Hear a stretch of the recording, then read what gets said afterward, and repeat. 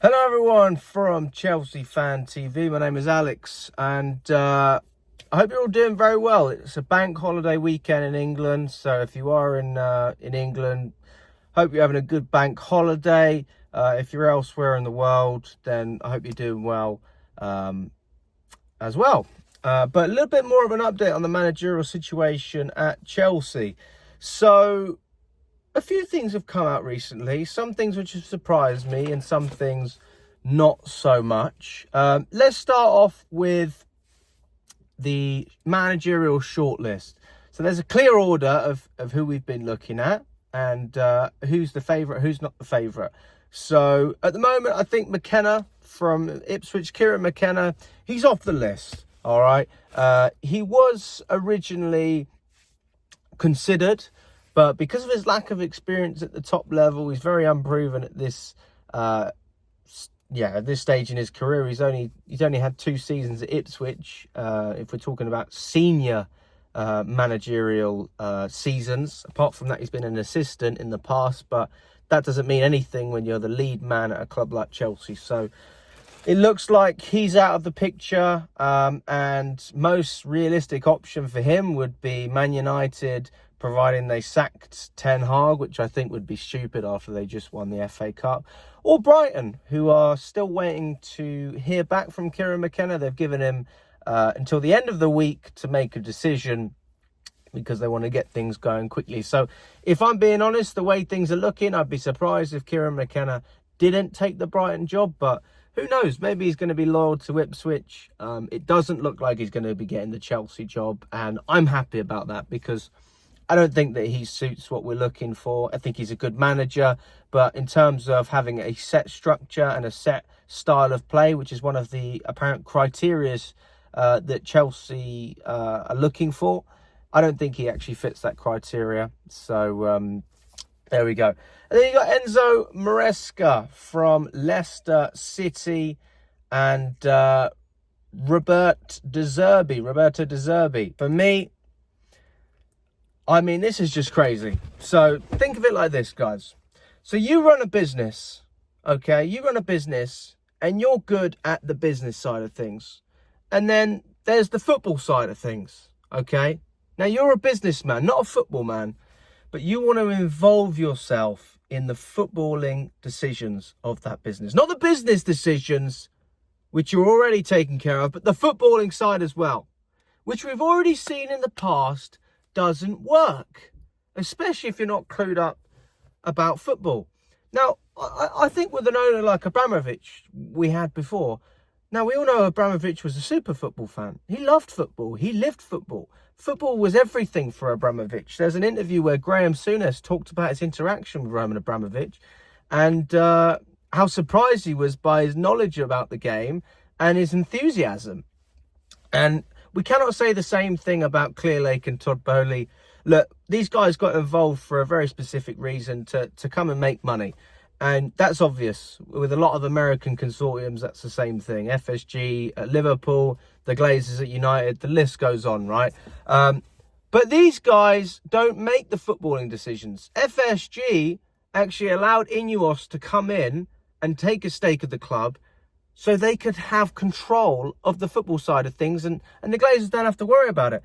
FSG hire some of the best people at a boardroom level, director level, CEO, whatever you want to call it, to manage these things so that they don't have to do it.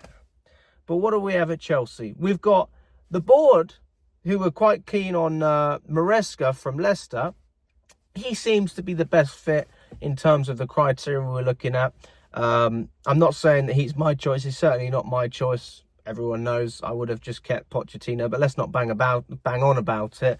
Maresca is Paul Winstanley and Lawrence Stewart's choice. That's who they want. And the reason for that is the style of play. He's worked under Pep Guardiola. He's worked with Lavia, Cole Palmer at Man City youth level.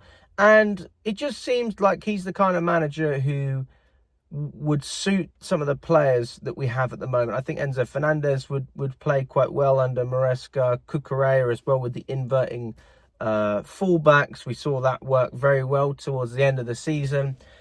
And he seems to be someone that can fit the criteria as well. He's very, very keen to join Chelsea, which is obviously obvious, because you're taking a step from Leicester to Chelsea. I mean, that's life-changing, right? Not just from a financial perspective, but if he did end up doing well at the Chelsea job, then there'd be other clubs looking out there for him. But Eghbali seems to have this obsession, this weird thing about De Zerbi. And he loves his personality. There's something just attracts Eghbali to the former Brighton manager. And it's like, okay, like, he's a good manager. I'm not taking anything away from what he's done. But if you look at his career, the guy's never won anything. Okay, he might have won a trophy in Ukraine with Shakhtar. He's renowned for his style of play. He's got quotes saying, "I don't care about results. We're here to have fun and enjoy our football and play attractive football." And I love that. But it is about results. It is absolutely about results.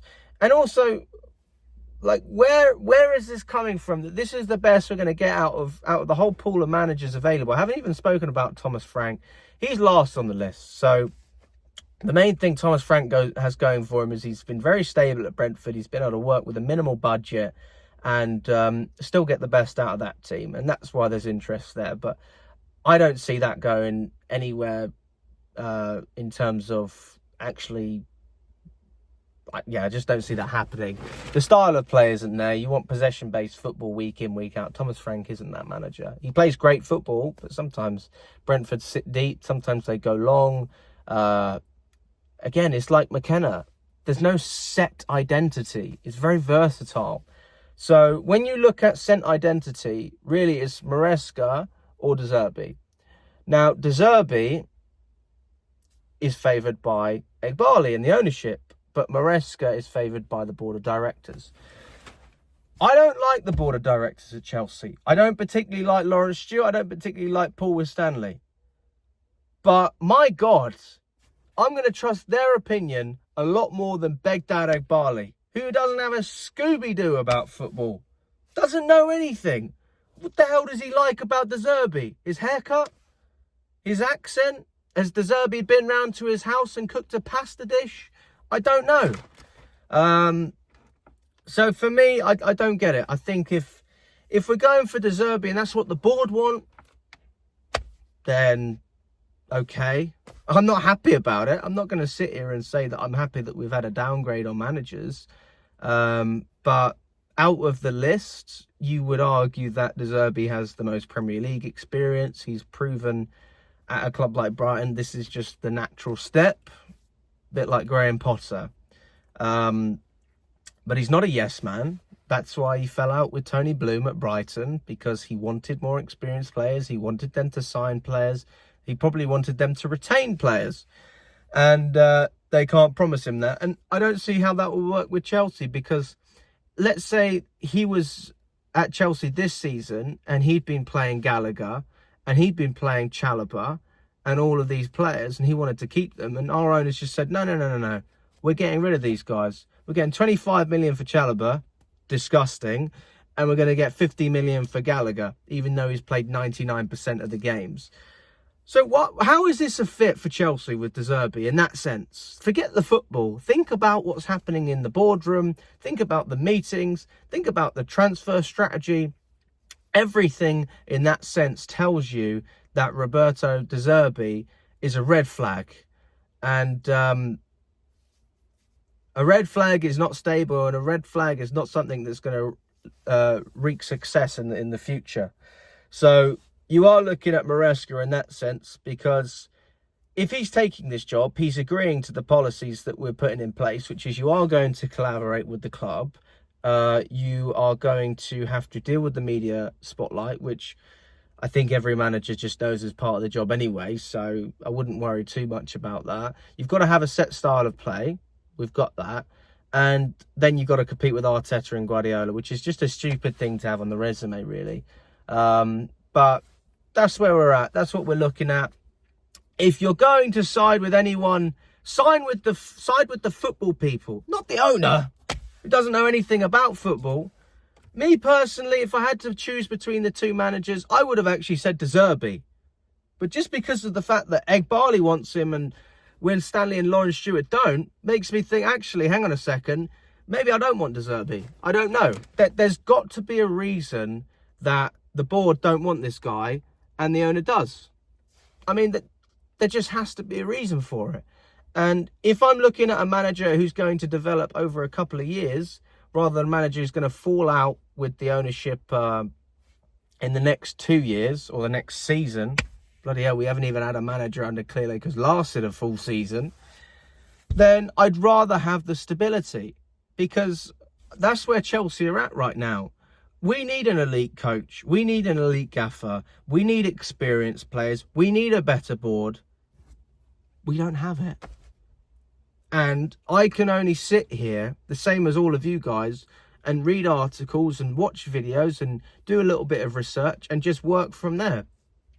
If I'm not happy with it, I can tell you, but ultimately we've got to try and be realistic here. Chelsea aren't looking at Thomas Tuchel. They're not looking at Mourinho. They're not looking at Hansi Flick.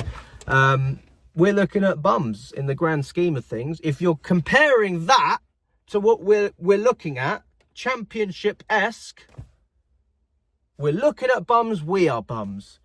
And if that's the way the club want to go, and they believe that that can wreak success in the long term or even the short term, God knows, then that's what they want to do. I certainly don't agree with it. I don't think that it's a good policy. I think we've shot ourselves in the foot, not trying to collaborate more with the managers. I think it should be the opposite way around. The managers should have more power. But ultimately, we're very stubborn. This is our policy. If you don't like it, then go. And we are choosing to side with the directors, with Winstanley, with Stuart, over any of the managers that are working with these players. And it's going to continue to be that way, as far as I'm aware. So that's the way I see it. And that we could change so many things, but will they change? Probably not. Who are we to judge our own football team over the Americans who came in 2 or 3 years ago? What do we know about Chelsea? Hey, listen, you signed De Zerbi, you signed Maresca. Great job, guys. Fantastic. You really care. I mean, who knows? So that's what I think. I'm not impressed. But I think if we are going to side with anyone, if we are going to trust any decision, I would trust the board over the owners. And I don't trust either of them. But I trust football people more than non-football people. People who have no experience in football. And there's got to be a reason why Winstanley and Stuart are siding with Maresca over De Zerbi. There has to be a reason for that. So I would love to know what that is. I'm sure news will come out in the coming days about that. Let me know what you guys think. Would you rather have Maresca? Would you rather have De Zerbi? Do you want either of them? So, yeah, all the best, guys. And we will speak very soon.